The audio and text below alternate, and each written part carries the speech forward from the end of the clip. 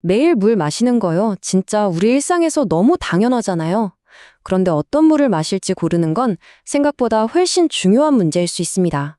오늘은 바로 이 선택에 대해 한번 제대로 파고들어 보겠습니다. 그래서 말인데요. 여러분은 매일 어떤 물 드세요? 가장 손쉽게 접할 수 있는 바로 이 수돗물이 있겠고요. 아니면 편의점이나 마트에서 늘 우리를 기다리는 생수도 있죠. 그리고 이제는 많은 가정의 필수품이 된 정수기까지. 이 세 가지 선택지, 저마다 장단점이 있을 텐데 우리가 혹시 놓치고 있는 건 없을까요? 지금부터 하나하나 꼼꼼하게 따져보겠습니다. 자, 첫 번째 주자. 바로 수돗물입니다. 아니, 공식적으로는 세계적인 수준이라는데 왜 우리는 그렇게 못 믿는 걸까요? 그 오해와 중시를 파헤쳐봅니다. 2024년 환경부 조사를 한번 볼까요? 우리나라 사람들은 물을 어떻게 마시는지 중복응답 결과를 보니까 정수기 이용이 53.6%로 역시 제일 많았고요. 그 다음이 수돗물 37.9%, 그리고 생수가 34.3% 순서였습니다. 생각보다 수돗물 마시는 분들이 꽤 많죠? 물론 여기에는 물을 직접 끓여서 드시는 분들도 포함된 수치입니다. 근데 말이죠, 수돗물을 바로 마시는 건 좀 꺼려진다, 이런 분들은 도대체 왜 그럴까요? 그 답도 바로 데이터에 나와 있습니다. 수돗물을 그냥 마시지 않는 가장 큰 이유 1위가 뭐냐면요. 바로 오래된 수도관의 불순물이 걱정돼서가 34.3%입니다. 그 뒤를 막연히 건강에 안 좋을 것 같아서 염소 냄새 때문에 같은 이유들이 있고요. 그러니까 결국 정수장에서 우리 집 수도꼭지까지 오는 그 과정, 이걸 못 믿는 게 제일 큰 이유인 거죠. 근데 여기서 진짜 재미있는 사실이 하나 있습니다. 우리나라 수돗물의 객관적인 수질인데요. 유엔 평가를 보니까요, 한국 수돗물이 전 세계 122개국 중에서 무려 8위를 차지했습니다. 이게 무슨 말이냐면 그냥 세계 최고 수준이라는 거예요. 진짜 대단하죠? 그리고 바로 그 문제, 국민들이 제일 걱정하는 낡은 수도관 문제요. 정부가 이걸 해결하려고 아예 팔을 걷어붙였습니다. 원래 계획보다도 일정을 확 당겨서 2024년까지 전국 지자체에 있는 낡은 상수도관을 싹 다 정비하겠다고 밝혔거든요.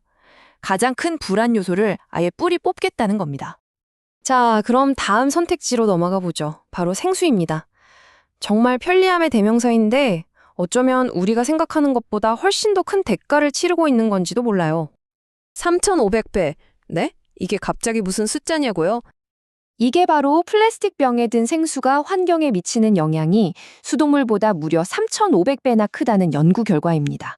스페인 바르셀로나에서 나온 연구인데 이걸 만들고 버리는 전 과정에서 생기는 모든 영향을 다 따져본 거죠. 진짜 어마어마한 숫자죠.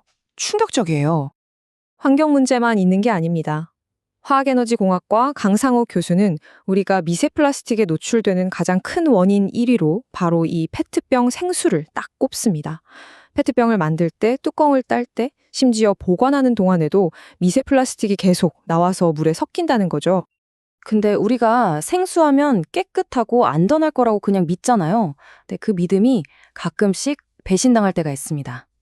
실제로 2019년부터 2021년 사이에 우리가 이름만 대면 다 아는 유명 생수 브랜드들이 수질 기준을 위반한 적이 있어요. 쿠팡 톰사수는 2021년에만 10번이나 적발됐는데 심지어 발암물질인 크롬이 나오기도 했고요. 동원샘물, 롯데 아이시스, 풀무원샘물, 이런 익숙한 브랜드들도 일반 세균이나 대장균군 문제로 걸린 적이 있습니다. 생수라고 해서 마냥 안심할 수만은 없다는 거죠. 자, 그럼 마지막 주자 정수기입니다. 이게 뭐랄까 완벽한 대안이 될 수 있을까요? 뭔가 최첨단 기술의 끝판왕 같아 보이는데 이것도 자세히 뜯어볼 필요가 있어요. 정수기의 심장은 필터잖아요. 크게 두 가지가 있어요. 먼저 역삼 투합 방식. 이건 필터 구멍이 엄청 촘촘해서 중금속은 물론이고 우리 몸에 좋은 미네랄까지 그냥 싹 다 걸러내는 거예요. 그래서 지하수를 쓰거나 배관이 아주 낡은 집에 딱이죠.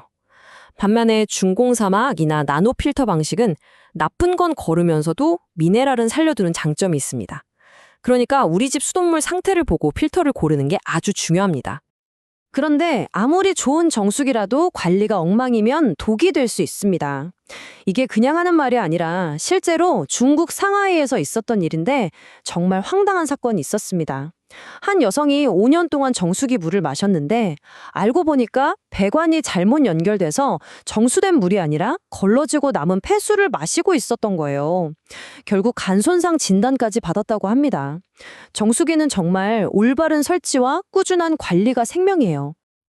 자, 그럼 제일 현실적인 문제, 돈 얘기를 해볼까요? 4인 가족 기준으로 한 사람당 하루에 2리터씩 마신다고 치면요. 생수는 한 달에 약 4만 4천 원 정도 들고 정수기 렌탈은 보통 2만 7천 원 정도 합니다.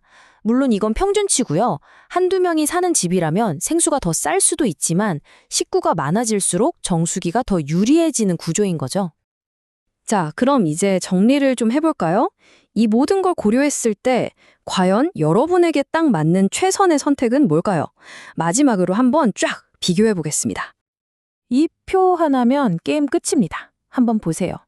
건강, 안전성. 수돗물은 물 자체는 좋은데 수도광이 변수고요. 생수는 미세 플라스틱 걱정이 있죠. 정수기는 필터 성능은 좋은데 관리가 생명이고요. 환경은요? 이건 수돗물의 압승이죠. 생수는 환경에 정말 안 좋고요. 비용은 당연히 수돗물이 제일 싸고 편리함은 바로바로 찬물, 뜨거운 물이 나오는 정수기나 최고죠. 어떠세요? 이렇게 표로 딱 정리하니까 각 선택지의 장단점이 한눈에 확 들어오지 않나요? 결국 어떤 물을 마실 거냐, 이건 정답이 있는 건 아니에요. 각자 상황에 맞게 또 가치관에 따라서 선택하는 거죠. 하지만 오늘 이 예지를 들으셨으니 우리가 한 가지는 꼭 생각해 봤으면 좋겠습니다. 우리가 그토록 쫓는 그 편리함, 과연 그 뒤에 숨겨진 진짜 대가는 무엇일까요?